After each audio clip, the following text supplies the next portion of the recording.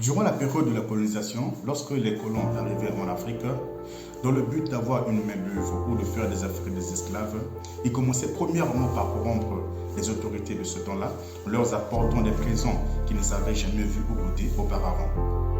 Et lorsque ces autorités étaient corrompues, c'est en ce moment-là qu'ils vendaient leur peuple, qu'ils donnaient en pâturage à la population. Tant que leur bien-être était assuré, tant que leur famille et les leurs vivaient dans l'opulence, vivaient dans le bonheur, le reste du peuple pouvait aller se faire voir.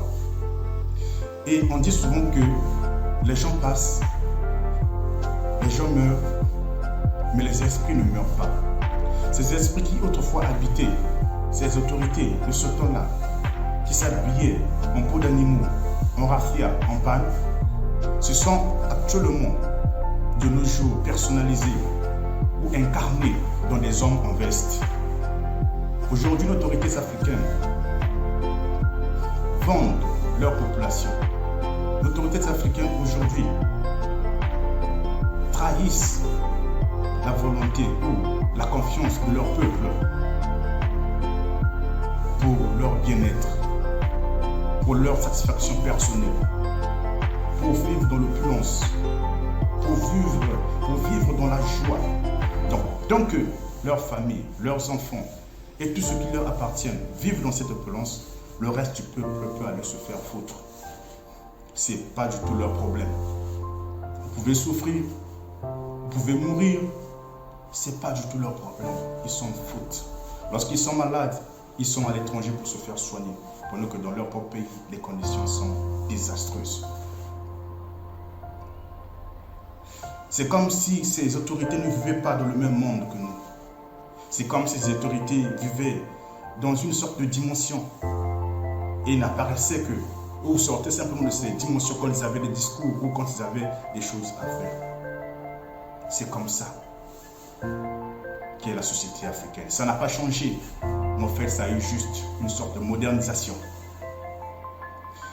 Selon les données de l'Organisation des Nations Unies, en 2022, la population africaine a atteint 1,4 milliard d'habitants, soit 77% des jeunes dans ce nombre de 1,4 milliard d'habitants.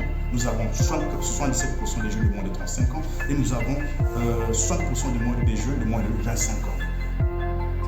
L'absence aux soins de santé, l'absence à l'éducation, à l'électricité, à l'eau potable, le chômage, l'inégalité dans la répartition des ressources. Vous avez le tribalisme, vous avez le népotisme, vous avez la corruption. Lorsque vous allez quelque part, un jeune qui a fini, un jeune qui a eu son diplôme, va déposer son dossier quelque part dans une structure. On demande premièrement, tu viens de la part de qui? Lorsque tu donnes un nom et que ce nom est différent de l'une des autorités qui fait partie des clans ou qui fait partie de ces élus soutenus par les colons, on ne t'accepte pas.